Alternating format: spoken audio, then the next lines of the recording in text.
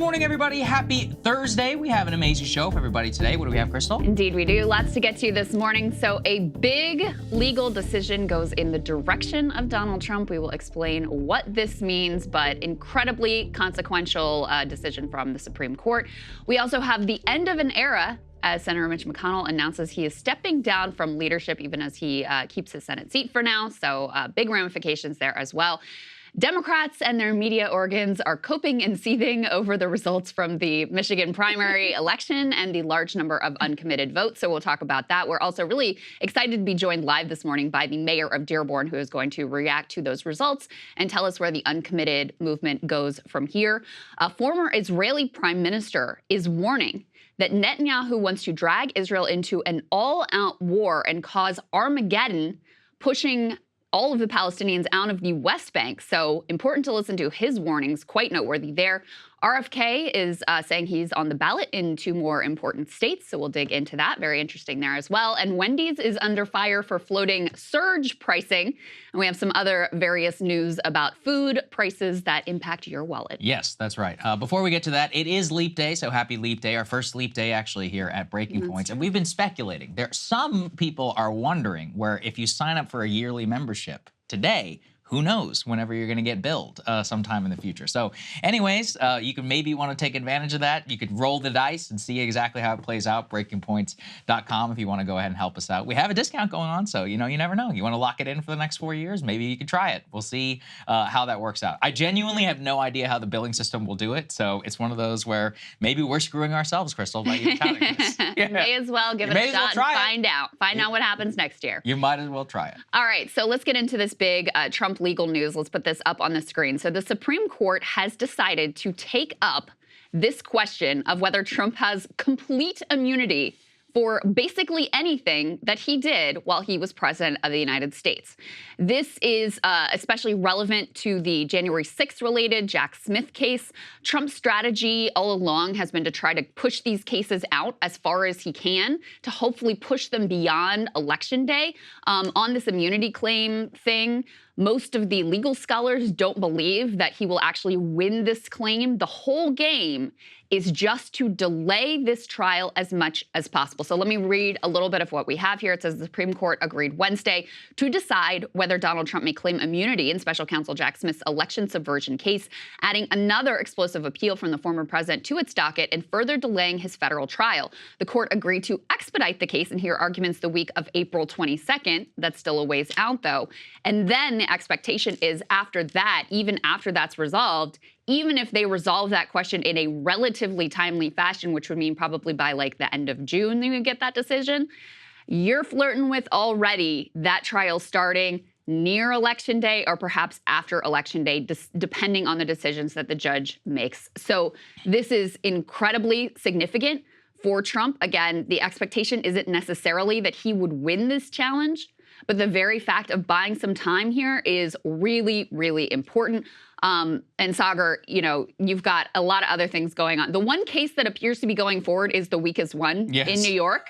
The trial there is actually set to start pretty soon. So you've got that one. But that case is, like I said, it's the weakest case and has the least serious charges against him. So you do have that one.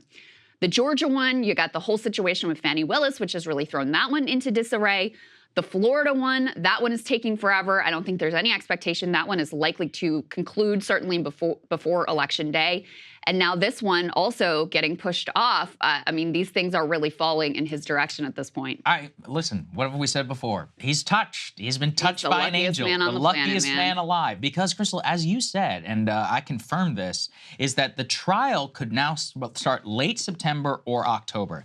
The thing is that there is a scenario where this is a possible own goal by Trump because you have a parallel split screen going into the election. We can imagine our own show where we're going to be talking about whatever the major electoral news of the day and then the latest news out of the trial. And obviously the trial that probably matters the most politically in terms of its consequences for Trump right before the election. You could also imagine, I guess, several versions of October surprises like new witnesses and a delay tactic that would put this is the thing with trials and the legal system. It's incredibly slow. The judge who's been in charge, one of the reasons why it's going to start so late is she has guaranteed preparation time of several months, where even if the Supreme Court case does rule on an expedited timeline, that's what it pushes it back. But all Trump needs now at this point is one more legal maneuver to go his way, and this thing is not going to happen before the election, which, validates a couple of things. One is, I think, the major criticism of Jack Smith and of Merrick Garland, where it's like, dude, everybody told you 2023 is too late because of the way our legal system, you waited for so long to bring this case.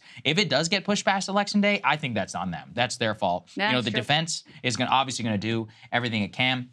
As you said, it's very unlikely that the in fact, one of the theories that I've seen about why the SCOTUS took the case, regardless of whether you think they're trying to help Trump or not, is actually to definitively rule on presidential immunity for all time, so we never have this question ever again. They're like, no, the president's not immune, ever, period, end of story, decided by the high court. Well, it is important to emphasize how insane what Trump is actually claiming here is, because again, most people think that the Supreme Court is not going to side with him, but there's no guarantees there. And basically, he's arguing that not just him, but any president could commit effectively any crime when they are president of the United States. And as long as you could sort of loosely connect it to their quote-unquote presidential duties, they get off scot-free.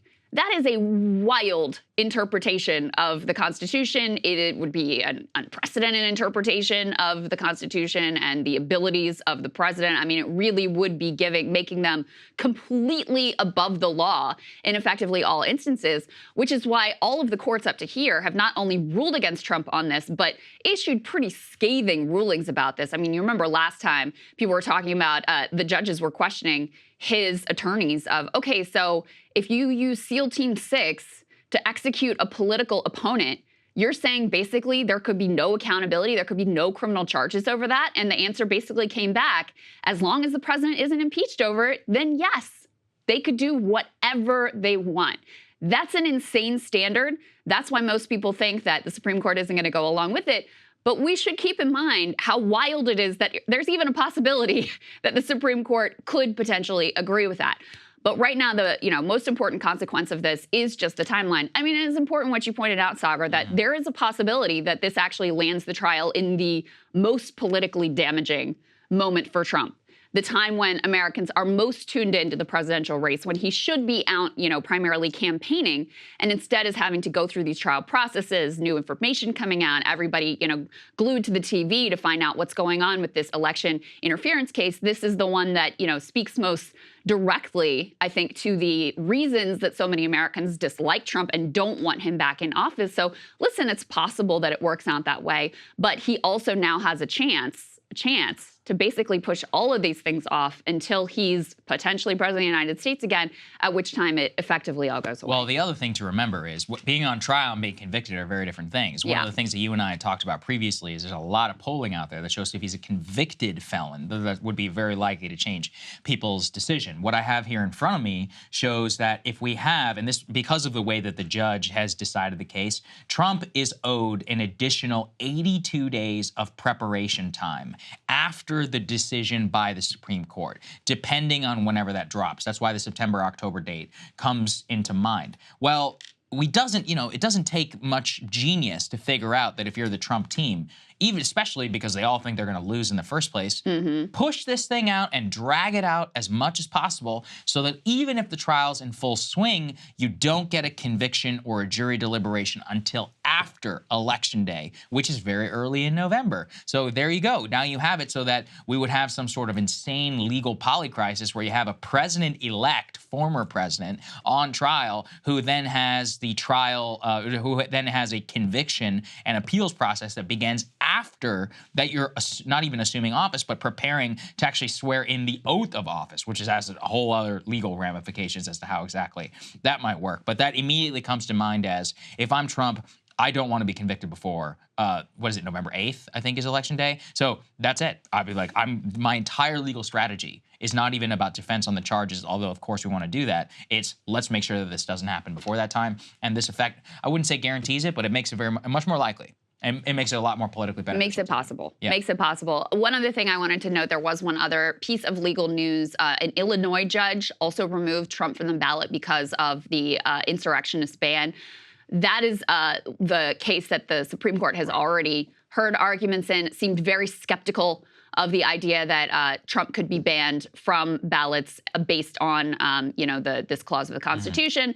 And so, like I said, they seem very skeptical, including some of the liberal justices seem skeptical there. I guess you never know, but unlikely that that particular challenge is going to go against Trump and just take him out of the game altogether. But I did want to update on that, I think this is the third state that has decided that Trump should be removed from the ballot based on that clause. Another reason why it's very significant is one of the legal justifications that they could have used, possibly, depending on the ruling, is that if you haven't been convicted of, anything insurrection behavior or whatever, then you can't be removed. Well, in this trial, this is the trial that would pertain to that from a federal jury as to deciding whether he legally had committed, crimes like this in the first place, which then means that you can't have a ruling in many of these courts to try and remove him from the ballot based on a pretextual kind of interpretation of the Constitution. So there are actually a lot of ramifications for this one. But yeah, like you said, very inconsequential. Trump, he's been touched by an angel. We'll see. I mean, like you said, I do want to, it is possible that it does blow up in their face and we're having this trial in September, October, which would just be crazy. Who knows? But anyway, right now he's got a chance to, in spite of the fact that there are so many charges against him in so many different jurisdictions, so many different cases, you really do have to put this on Merrick Garland. It's not really Jack Smith's fault since he was brought in kind of late in the game. It's really more Merrick Garland's 100%. fault. January 6th was a long time ago. We all saw what happened. If you were going to, put together or, expect that there could be this election subversion case, you could have started that right away.